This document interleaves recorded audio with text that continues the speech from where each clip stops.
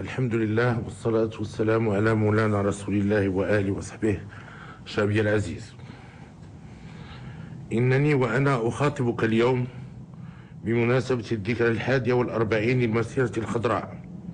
من مدينة داكار عاصمة جمهورية السنغال الشقيقة.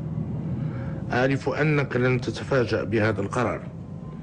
فالسنغال كان من بين الدول التي شاركت في هذه الملحمة الوطنية إلى جانب دول إفريقية وعربية أخرى،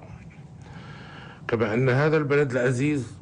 كان دائما في طليعة المدافعين عن الوحدة الترابية للمملكة ومصالحها العليا. بل أكثر من ذلك، فقد أبان قولا وفعلا في عدة مناسبات أنه يعتبر مسألة الصحراء المغربية بمثابة قضيته الوطنية. ولن ينسى المغاربة موقفه التضامني الشجاع أثناء خروج المغرب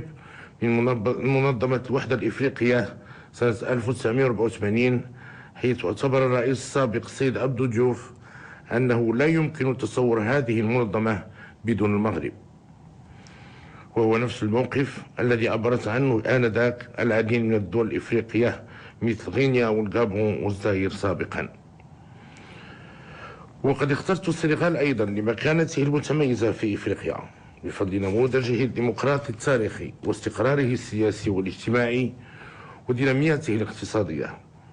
إضافة إلى علاقات الأخوة والتضامن ووحدة المصير التي تجمع عبر التاريخ الشعبين السنغالي والمغربي كشعب واحد، حيث يشكل كل منهما الامتداد الطبيعي للآخر في تلاحم فريد بين بلدين مستقلين يحترمان خصوصيات بعضهما.